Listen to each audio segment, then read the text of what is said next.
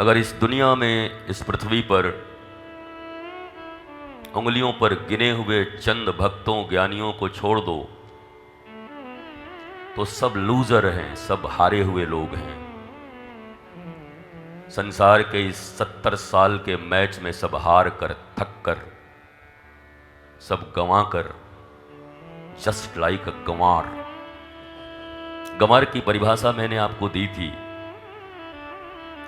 जिन्होंने अक्षर नहीं पढ़े वो गंवार नहीं हैं, जो विद्यालय नहीं गए वो गंवार नहीं हैं, जिनके पास डिग्रियां नहीं हैं वो गंवार नहीं हैं, जो गांव में रहते हैं वो गंवार नहीं हैं, बल्कि जिन्होंने दुर्लभो मानुषो देहि देहि नाम क्षणमंगुरः तत्रापि दुर्लभम मन्ये वैकुंठ प्रियदर्शनम, यह मनुष्य का शरीर पाकर भी 70 साल तक अपने जीवन को आनंद रहित गंवा दिया, वही पक्के गंवार हैं और उन्हें ही गंवार कहा जाता है।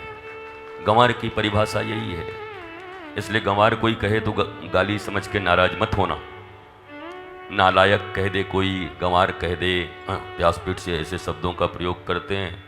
तुमको हिंदी भी नहीं आती, तुमको इंग्लिश भी नहीं आती, तुमको संस्कृत भी नहीं आती, तुमको बांग्ला भी नहीं आता, उड़िया भी नहीं आता, फ्रेंच भी नहीं आता, जर्मन भी नहीं आता, ठीक से अपने हिंदी के शब्दों के अर्थ खो दिए तुमने।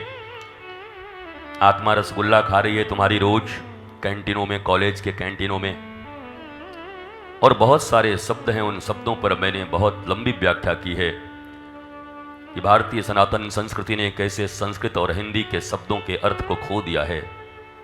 पीढ़ी दर पीढ़ी वो शब्द चले आ रहे हैं, मौलिक अर्थ खो गए और मूर्खों की तरह हम उसका व्यवहार करते जा रहे हैं। इसलिए नालायक का अर्थ है यू आर नॉट एलिजिबल, लायक नहीं है इसको बोलते हैं नालायक। भैया आपने 11वीं पास नहीं की है तो आप मेडिकल के एंट्रेंस में नहीं बैठ सकते। यू आर नॉट एलिजिबल, ना लायक, आप इसके लायक नहीं हैं। तो ये गाली कब से हो गई?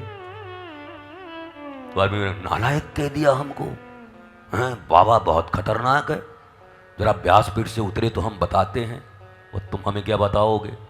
बुद्धि ठीक करो अपनी, संस्कृत और हिंदी के शब्दों को पढ़ना शुरू करो, निष्णात विद्वानों के साथ बैठना शुरू करो। ये तो साधारण भाषा है, अगर ये समझ नहीं पाते और फिर भागवत के मंच पर बैठ कर के कोई कहता है कि भागवत में तो विद्वानों की परीक्षा होती है, आपको साधारण शब्द आत्मा नहीं समझ आता, आपको साधारण शब्द ये गंवार समझ नहीं आते और आप विद्वानों की परीक्षा लेने बैठ गए।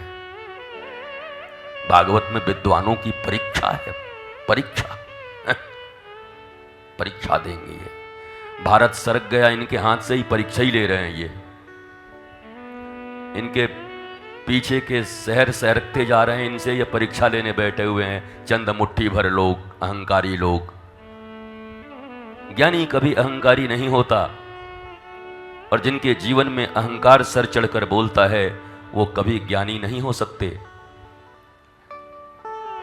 शास्त्रों के कंठस्थ और अध्ययन कर लेने मात्र से, मुखस्थ कर लेने मात्र से हृदयस्थ हो, आचरण में हो। हम प्रतिदिन जब भागवत की कथा का प्रारंभ करते हैं या किसी भी, तो मंगलाचरण करते हैं। What do you mean by मंगलाचरण? सम श्लोक्स, कहीं से कोई श्लोक उठाया बोल दिया और ये मंगलाचरण हो गया, क्या मतलब है बताओ इसका? मंगलाचरण आप भी करते हो ना? मंगलाचरण का अर्थ क्या है? 4-5 श्लोक जिसके अर्थ भी आप नहीं समझते। बड़े बड़े विद्वान यहाँ बोल के चले जाते हैं, आप बैठे रहते हैं सकते। मुश्किल से मुट्ठी भर लोग यहाँ विद्वान जो बैठे होंगे, संस्कृत का पठन पाठन जिन्होंने किया होगा, अध्ययन किया होगा, उनको जाकर वो सारे शब्द समझ में आते होंगे। उसमें वैयाकरण क्या है, न्याय कहाँ आया, वो समझते होंगे। जन साधारण को तो कुछ पता ही नहीं, उनको पता है हाँ ये मंगलाचरण होता है। पर मंगलाचरण का अर्थ क्या है?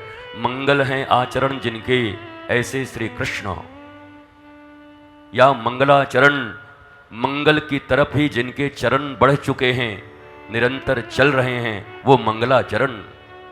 वो मंगलाचरण अगर जीवन में उपस्थित हो तो नित्य निरंतर भारत के गांवों में भारत के शहरों में और वसुधैव कुटुंबकम का जो हमारा एक बुलंद आवाज है सनातन संस्कृति का, तो देश नहीं दुनिया के कोने कोने में मंगलाचरण होना प्रारंभ हो जाएगा, घर घर में मंगलाचरण होने प्रारंभ हो जाएंगे।